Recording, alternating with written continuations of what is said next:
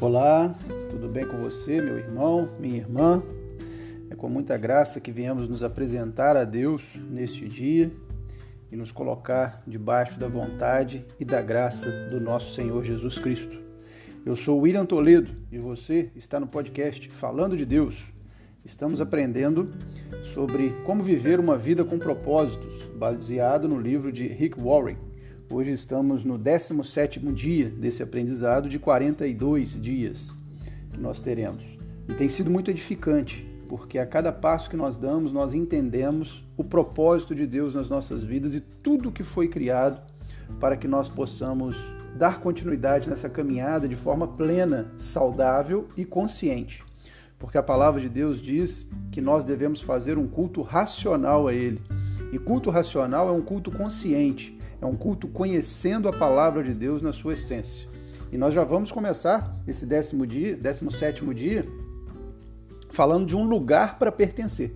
É o tema do nosso assunto hoje. Um lugar para pertencer. Está em Colossenses, no capítulo 3, do 15 ao 16, eu vou ler esses versículos, só para que a gente tenha a base de já começar a conversar sobre ele e entender que nós somos chamados a pertencer e não somente a crer. Então leia comigo, Colossenses capítulo 3, versículo 15 e 16. E diz o seguinte: E a paz de Deus, para a qual também foste chamados em um corpo, domine em vossos corações e sede agradecidos. A palavra de Deus e de Jesus habite em vós abundantemente em toda a sabedoria, ensinando-vos e admoestando uns aos outros, com salmos, hinos, cânticos espirituais, cantando ao Senhor com graça em vosso coração. Hoje nós vamos falar sobre o ambiente de adoração ao Senhor, o ambiente da igreja, um ambiente de comunhão e relacionamento com outras pessoas. Um ambiente que Deus, que Jesus Cristo deixou para nós como a sua noiva vestida de branco, ou seja, é quem ele zela, é quem tudo Cristo sofreu para que nós pudéssemos estar adorando e buscando o Senhor para sermos salvos. Chamados a pertencer e não somente a crer. Também quer dizer para nós que que nós nos relacionarmos com Cristo é pessoal, mas não é particular. O nosso relacionamento com Cristo é algo extremamente pessoal. Você sabe o que Deus fala com você. Você sabe como Deus fala com você. Num ambiente de grupo, Deus fala de formas diferentes com várias pessoas. Pode ser num louvor, pode ser numa palavra ministrada, pode ser numa oração, pode ser num cumprimento e pode ser na rua, na vida de outra pessoa.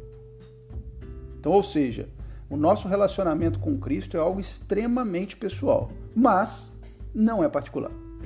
Jesus não é só meu, Jesus não é só seu. Jesus, ele tem para todos o mesmo amor. Ele não vai lançar mão de um privilégio para você ou para mim, em detrimento a prejudicar outra pessoa. Jesus não é um gênio da lâmpada. Deus não é um gênio da lâmpada, onde nós esfregamos e fazemos os nossos pedidos à mercê da nossa direção, à mercê do nosso querer. Nós vamos na igreja, nós temos um relacionamento com um grupo de pessoas, esse lugar que nós pertencemos, esse ambiente que nós pertencemos, é para que nós possamos ser partes de um corpo. Nós somos um membro, a palavra de Deus nos orienta em todo momento que nós somos um membro que faz parte desse corpo. Inclusive nos diz que nós somos enxertados na videira. Já falamos sobre isso aqui nesse canal. Nós somos enxertados, nós somos colocados, inseridos na videira para dar frutos. E todos nós em uma videira. Não existe apenas um galho nessa videira. Existem vários galhos para dar frutos, para alimentar. Um membro fora do corpo não funciona. Não age sozinho. Então vamos trazer o seu corpo físico. O seu dedo fora do seu corpo não faz nada. No seu corpo, ele faz um sinal de positivo, o seu polegar. O seu braço fora do seu corpo é morto, não tem circulação de sangue. no seu corpo, ele se movimenta, ele pega peso, ele é forte. A sua perna te conduz a algum lugar. Os seus pés, os dedos dos seus pés te dão equilíbrio. O seu calcanhar te dá equilíbrio. E assim são os nossos membros. Assim nós somos como membro também no corpo de Cristo, que é a igreja. Mateus 16, 18, se você puder abrir a sua Bíblia também. Em Mateus, no capítulo 16, no versículo 18, também diz o seguinte: pois também eu te digo que tu és Pedro, e sobre esta pedra edificarei minha igreja, e as portas do inferno não prevalecerão contra ela. É Jesus dizendo a Pedro: Pedro, você, não quer dizer que só Pedro, todos nós somos um Pedro. Você é a minha igreja, e edificarei sobre ela, você é a igreja, a pedra de início, e eu edificarei sobre ela a minha igreja, e as portas do inferno não prevalecerão sobre ela. Onde Jesus está, o inferno não prevalece. Onde um grupo de cristãos se reúnem para poder adorar, louvar, engrandecer, trazer suas petições, reconhecer os seus pecados, ajudar uns aos outros, ali é o ambiente onde Jesus nos trará a plena visão da sua graça sobre nós. Nós temos que pensar, né? Muitas vezes, ir à igreja não tem nada a ver com religião, ter uma igreja não tem nada a ver com religião. Os dogmas ou as doutrinas de uma igreja são específicos em ambientes que cada uma delas buscam os seus dogmas e as suas doutrinas baseada na sua interpretação da Bíblia. Em momento nenhum Jesus discorreu sobre dogmas e doutrinas. Jesus apenas discorreu sobre não envergonhais aqueles que não envergonhais e afasteis aqueles que não conhecem a palavra de Deus. Então nós temos que tomar cuidado para não envergonhar o Evangelho com nossa forma de vestir, nossa forma de comportar, nossa forma de agir. Isso não tem nada a ver com uma vida de comunhão dentro de uma igreja, que é o que nos fortalece. A fortaleza que nós temos é em cima de irmos sendo capacitados na fé. Nós temos um ditado popular que diz que com a educação o mundo muda, o mundo se altera, né? As pessoas, quando buscam uma escola, buscam o seu crescimento intelectual, elas vão com certeza tomar decisões mais acertadas. Elas vão tomar decisões baseadas em conceitos. Mesma coisa da igreja. Se você não vai na igreja tendo a visão dela como uma escola de fé, você vai à igreja tendo a visão como um show motivacional. E isso muda tudo dentro da percepção que nós temos em ter um templo de adoração ao Senhor, ter um local de adoração ao Senhor, onde eu vou levar a minha adoração, aonde eu vou levar a minha adoração e aprender da palavra dele. São duas situações que têm que andar juntas quando nós nos dispomos a sair de casa para ir em um templo de adoração ao Senhor. Nós vamos a uma escola de fé. Você está cadastrado em uma escola de fé. E nessa escola de fé haverão amigos dentro da sua turma que você vai ajudar em trabalhos. Você vai ajudar ele em atividades. Você vai ajudar ele em comunhão.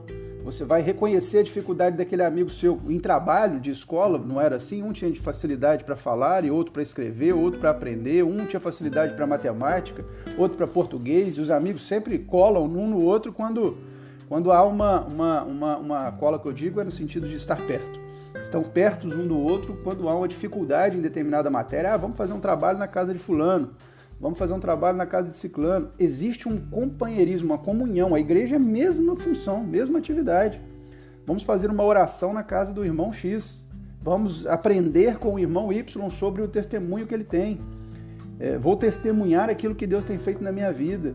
Eu tenho um dom, um talento, e eu vou abençoar a vida de pessoas com esse dom. Eu tenho mais facilidade que outros para fazer isso. Eu tenho mais dificuldade que outros para fazer, então eu preciso de ajuda de outros. Isso é o corpo de uma igreja. É aí que os membros se unem. Agora, olha como que é completamente diferente se você vai num show. Você vai num show, você vai para criticar o artista. E você vai esperando receber. Você não leva nada para um show. Você não leva nada para entrar num show. Na verdade, você vai num show, você paga para entrar no show. É a mesma visão quando você vai numa igreja para entregar a sua oferta. Você está pagando ou está doando? Se você está pagando, está errado. Agora, se você está doando, é diferente. Quando você doa, o sentimento é muito mais aberto. Quando você paga, você quer algo em troca. Então, se você vai num show, aquele show pirotécnico, as músicas, a banda, tem que estar perfeita, porque senão você sai dali reclamando. Opa, aquele artista não foi legal, aquele pastor que pregou não foi legal, aquela palavra não veio. Então, a diferença é, estou indo a um show ou estou indo à escola? Estamos indo à escola. Estamos indo à escola. E ir à escola tem que ter exercício, tem que ter atividade.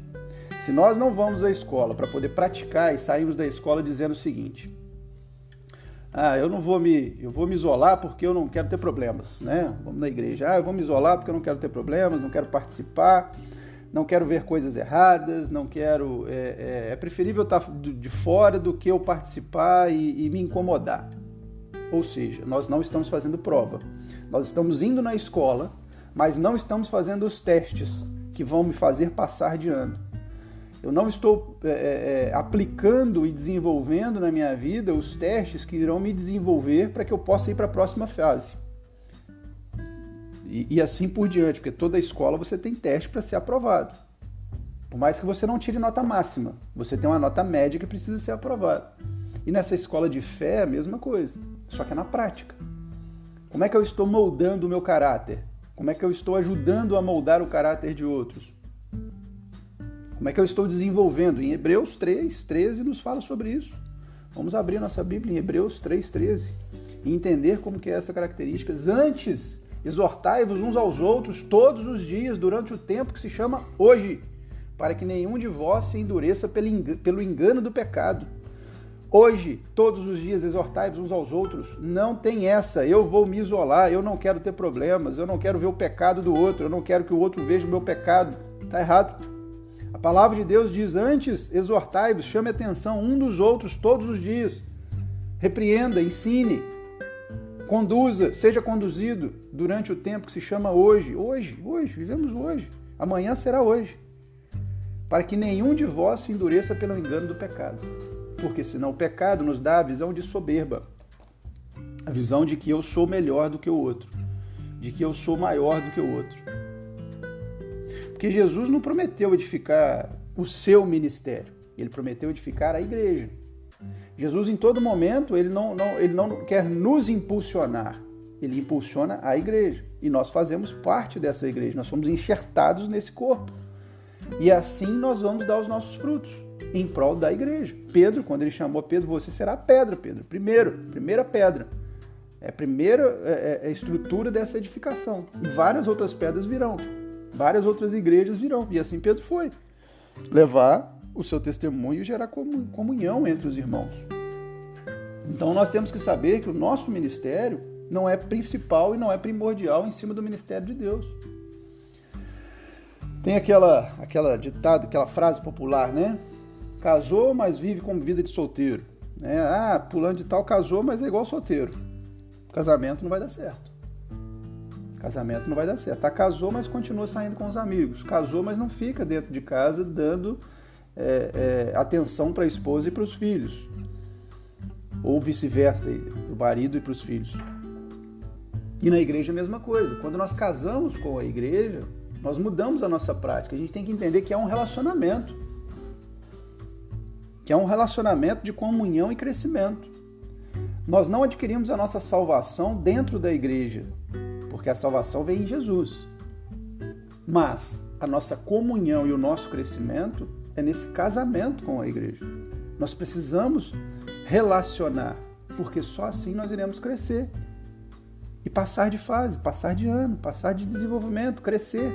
Quantas vezes, e é um testemunho particular, isso tanto para minha esposa quanto para mim, eu precisei de falar alguma coisa com a minha esposa que não estava agradando no nosso relacionamento, e numa palavra ministrada, numa oração da igreja, ela mudou a postura, ou me pediu perdão.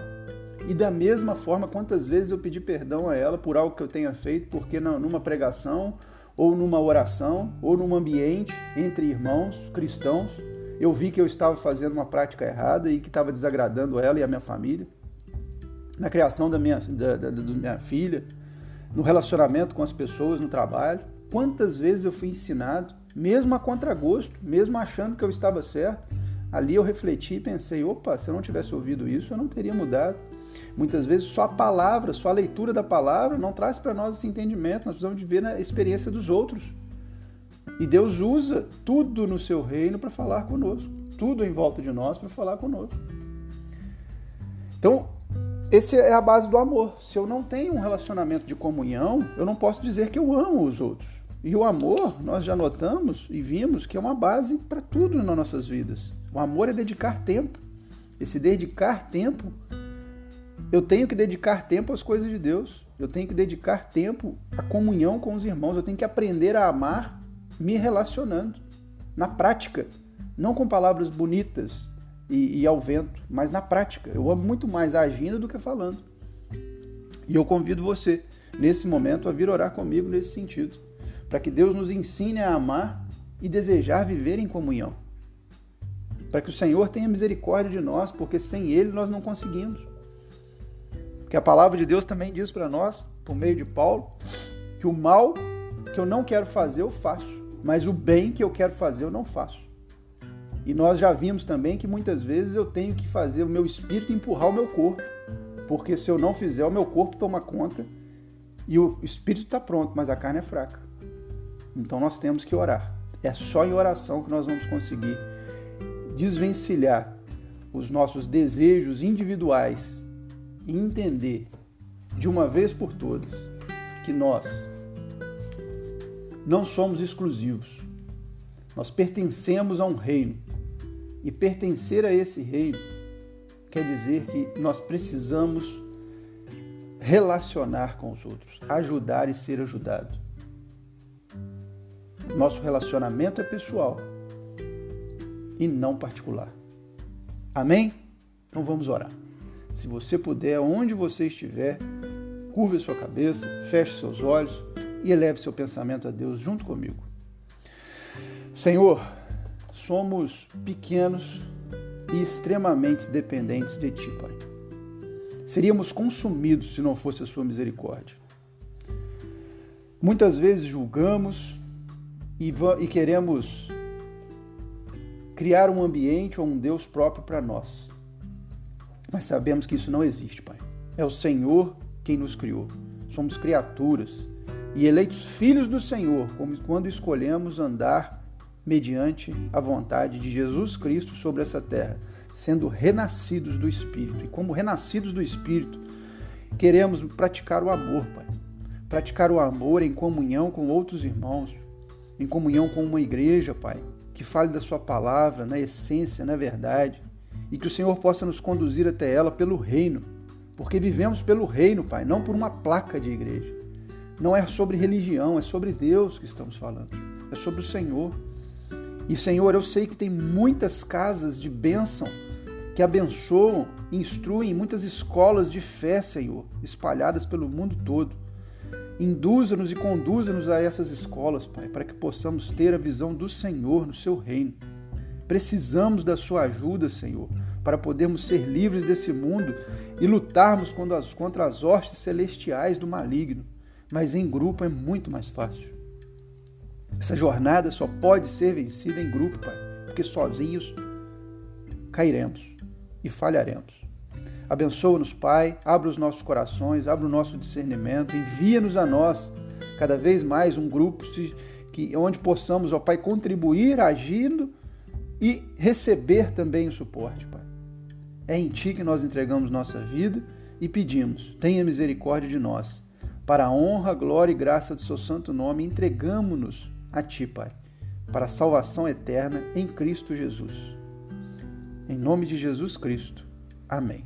Glória a Deus.